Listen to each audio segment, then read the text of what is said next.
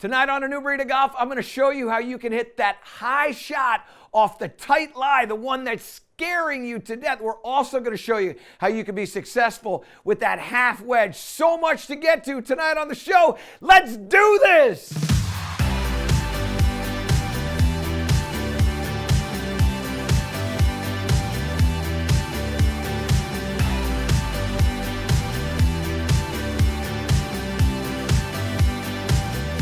Want to transform your game, you've got to transform your short game. And it's time for our transformational tip presented by Morgan Franklin.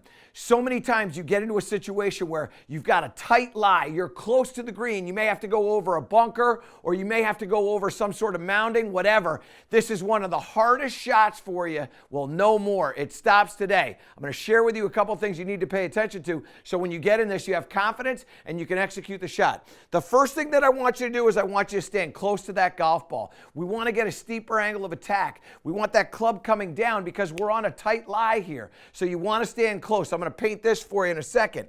2, we want to open up. And when I say open up, I'm not just talking about opening up the stance. I want you to open up the club face.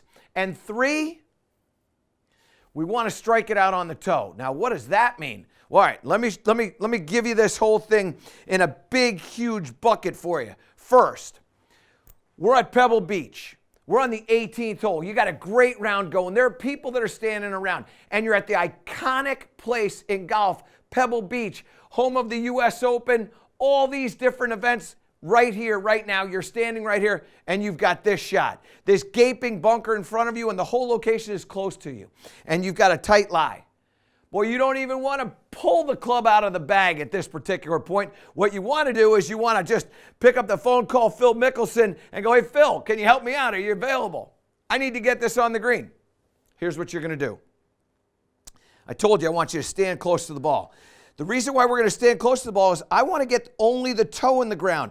I don't want to have the heel in the ground, just the toe, so that when the club comes in, it's riding along the toe. I don't have 2 points of entry. I just have 1. This is going to make this club glide through this shot. You'll hit the ball first as well.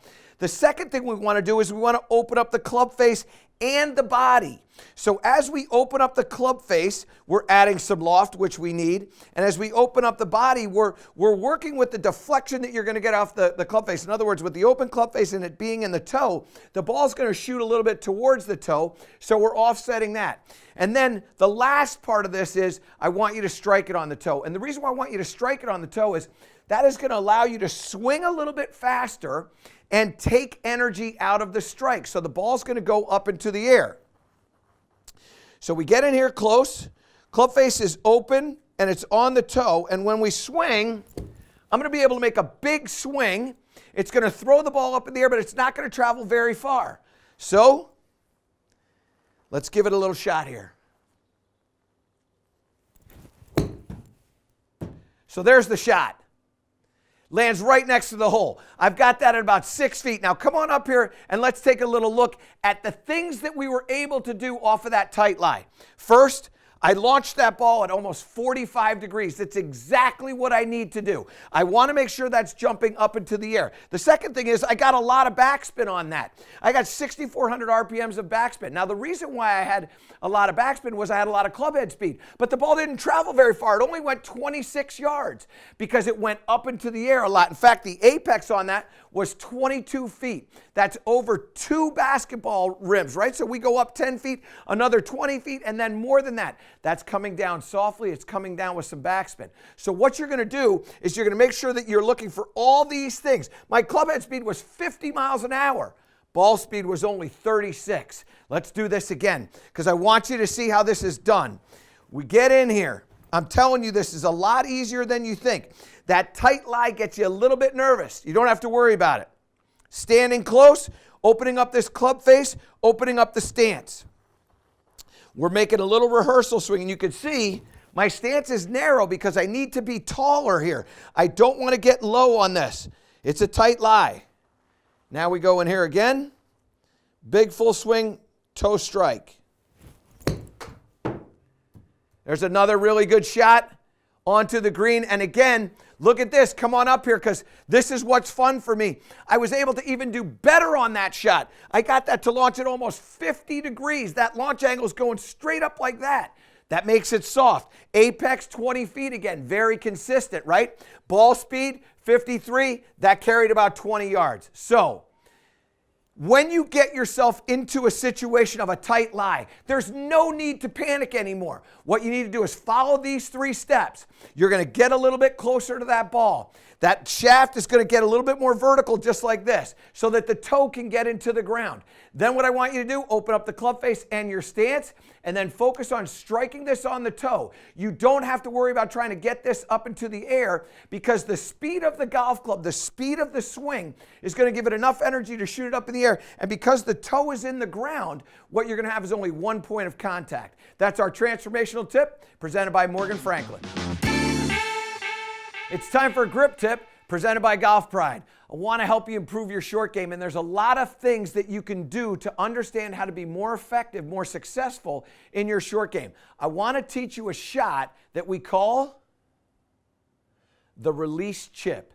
What is the release chip all about? Well, this is a shot that gets on the ground and it rolls out quite a bit. We're not going to do it by changing clubs. What we're going to do is change technique. Now, I'm going to give you some ideas that you need to pay attention to for standard chip shots. The first one is you always want to get close. The second one is you always want to get narrow. So when we come in here to this shot, and we're hitting just a standard chip shot. I've got a 40-yard shot here. What I'm going to do is I'm going to get close and I'm going to get narrow with my feet. When I hit this shot, I'm getting this back to that 40-yard flag right there. And what you're going to see is that this is actually a pretty good shot that I've just hit. What you're going to see is this shot right here. Pay attention to some of these numbers because these are going to be important numbers for you to understand. First, my apex was about 8 feet. My vertical launch was 26 degrees.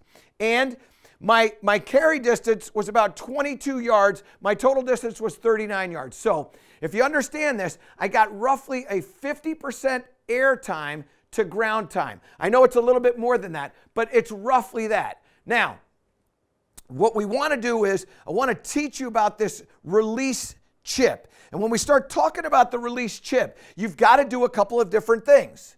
One, I want you to get wide. Wait, you just told me to get narrow. Yep. Told you to get narrow, but now I'm telling you to get wide. I'm going to show you what I mean about that. And I want you to release the toe. Now, what does that mean? All right, well, let's first start with what does it mean if I get wide with this? So many times what I see you doing when you stand over these shots is you don't move your body. You just lift the club up into the air, and now you're striking down on that golf ball. What happens when you do that is you wipe spin off, and you create an inconsistent strike. When I want wide, I want you to feel like your body, your arms are moving this back this way. So you'll notice that I really didn't have a lot of wrist break. I really didn't have a lot of elbow bend in my trail elbow. And now I come through, and then the other part of this, I want you to release the toe. Now, what do I mean about releasing the toe? What I mean is when you come through, I want this toe to start to close. I want to hook this. I want my trail hand to start to turn over. And when I turn my trail hand over, what I'm doing is I'm wiping off spin. So remember I shared all those things with you up there in the corner. Well, one of the things that I need you to pay attention to is the backspin number. And that backspin number is at 4,100. 4,100 RPMs of backspin. Now, watch what happens when I do this. I'm going to get a little wide, and I'm going to release the toe. Same 40-yard shot. Now I hit that shot. Now watch what happens to this golf ball. See it rolling, rolling, rolling, rolling, rolling, rolling, rolling. Wow. Now, come on up here and let's look at how different these are. First of all, apex. Remember that was at 8? This is at 3. That's under half. Second, 26-degree launch. This one's at 18.2. That's also decreased a ton. Now we look at what happened with the carry distance. 13 yards, and it rolled out to 41. So I almost got them to go the same distance, but completely different trajectories. And finally, the thing that I pointed out to you last when I was in there, spin rates. We were at 4,100 RPMs of spin. I brought that down to 2320. What does that mean? That means that golf ball, when it gets on the ground, it's going to start to release a lot. Greg, let's do this. let's show what this shot looks like so we have an understanding of the difference between the first one and the second one. All right, that's great, Greg. Now let's take a little peek at this because this is really important for you to see. The red ribbon was the last shot that I hit. That's the one that had that 2,300 RPMs. And the blue ribbon, that's the one that launched at 26 degrees with an 8-foot apex. Look at the difference between these shots. One, you clearly notice that the blue ribbon is higher than the red one. But the other little things you want to pay attention to, we have what we call first touch. That's when the ball first touches the ground. Second touch is after that's that first bounce. And you can see the space between first touch and second touch is a lot greater with the red ribbon than it is with the blue ribbon. And then the other one is third touch. So when we go second touch to third touch, look at that space as well as how high it was. So what ends up happening is you get that backspin, and that backspin has a huge effect on the way the ball reacts when it gets on the green. Not just how far it rolls, but how high it gets. When it bounces up the top there, now all of a sudden what we get is we get a golf ball that's slowing down. It's hit, it's grabbing, it's coming down, it's landing softer this way, it's not rolling out. And so what we end up getting is two dramatically different shots. So let's just hit one more shot here so you get an idea of how I can remind you of what this is going to look like. What we're going to do, we're going to get close to this golf ball and we're going to get narrow with it. As we get close and we get narrow, I also now want to get wide in the backswing. So I want to make sure that my arm, my trail arm, is long in the backswing. And then finally, I want to get this feeling that I'm kind of turning my hand over or releasing the toe, which is why we call it a release chip. So we get in here like this. Let this little release thing go. Same thing. Let's see how I did. Did I hit a good shot? Rolling, rolling, rolling, rolling. Yep, I can make that putt. So here's what I want you to pay attention to. Pay attention to these keys. And when you understand them and you're able to do them, you now have another shot in your arsenal. One of the most important things that you can do in your short game is have variety, have understanding of what are the different things that you can do to give yourself the best chance to shoot lower scores. And the release chip is going to help you with that. That's a grip tip presented by Golf Pride. It's time for Proving It, presented by Titleist.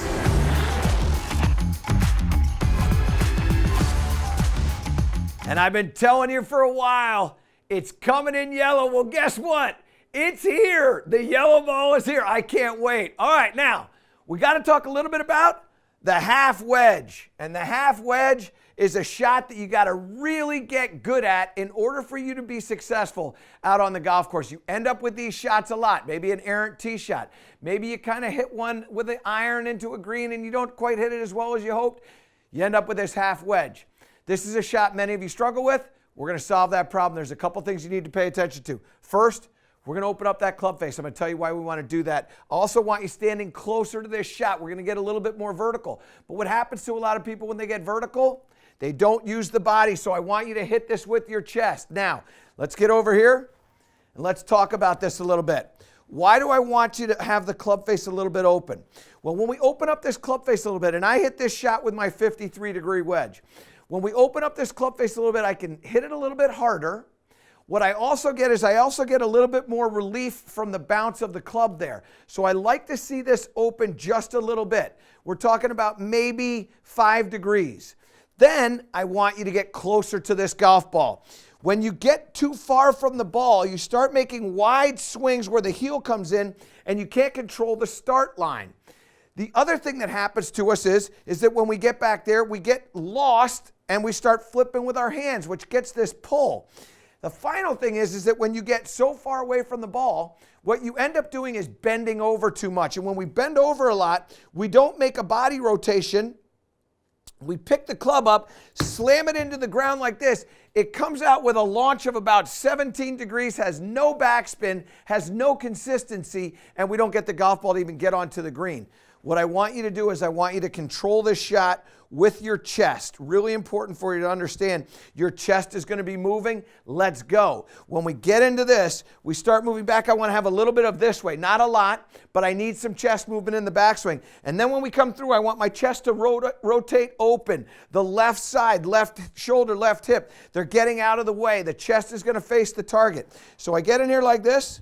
Open the club face, get a little bit open a little bit closer to the ball, and then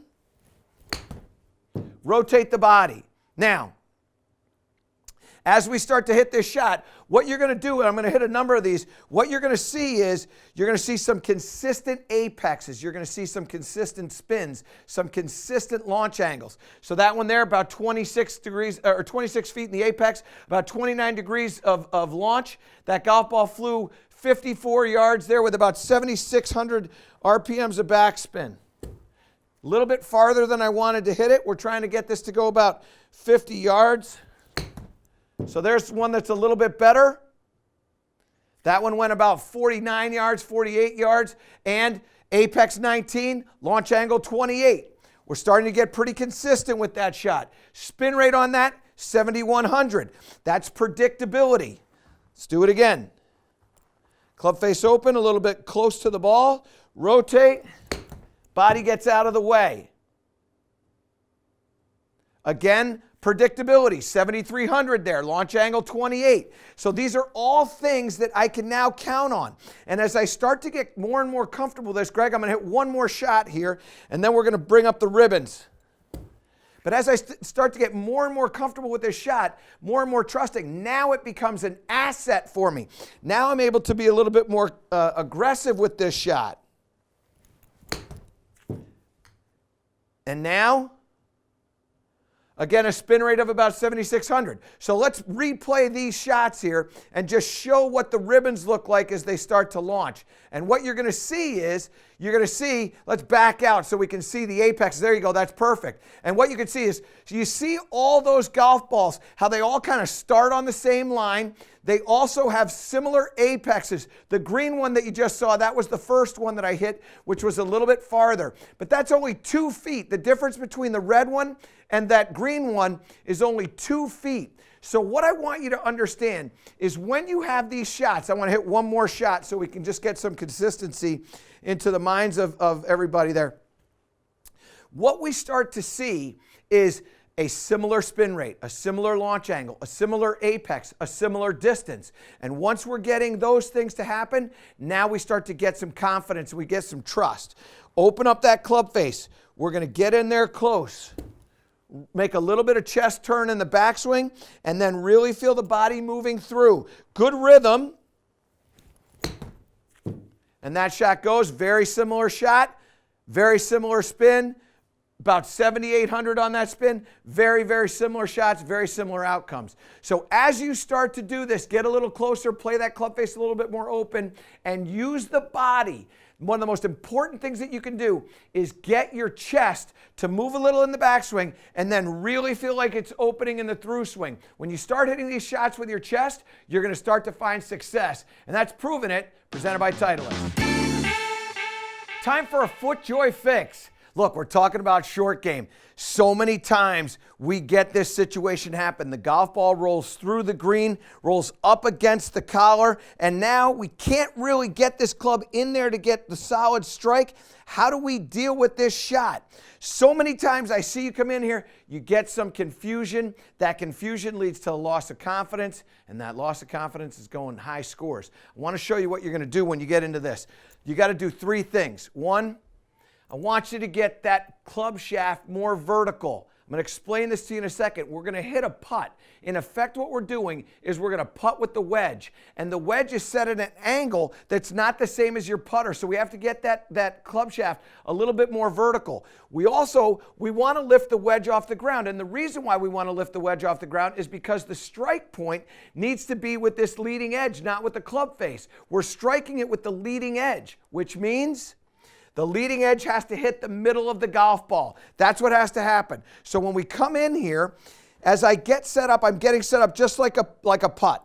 I'm going to get this club shaft a little bit more vertical. The toe's going to be in the ground. I'm holding this just like a putter. Now what I'm going to do is I'm going to make my putting stroke. But before I do that, I'm just going to get a little bit taller, get that club off the ground. That's going to help me focus on getting that leading edge in the center of the ball. So I'm here, and then I strike that. Let's do it again. This is one thing, by the way, that most of you don't practice.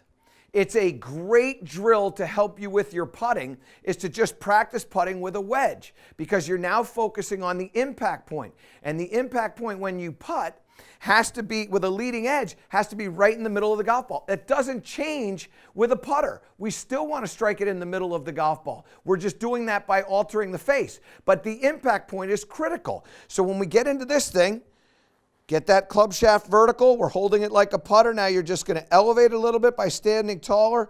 Putting stroke. There it goes, down the line and right in the hole. What I need you to understand is this is a wonderful drill for you because it's going to help improve your putting. But what it also is going to do is it's going to improve your short game. When we start talking about what you need to do to shoot lower scores, we're talking about improving the short game. And this little drill, this little shot is going to help you so many times. You have no idea how many times you're going to encounter this shot when you play. You stand a little closer, get that club shaft a little more vertical, hold it like you were hitting a putt. We're making a putting stroke, and then we're getting the leading edge of the golf club striking the middle part of the golf ball. And when you do that, you're going to shoot lower scores. That is our FootJoy fix.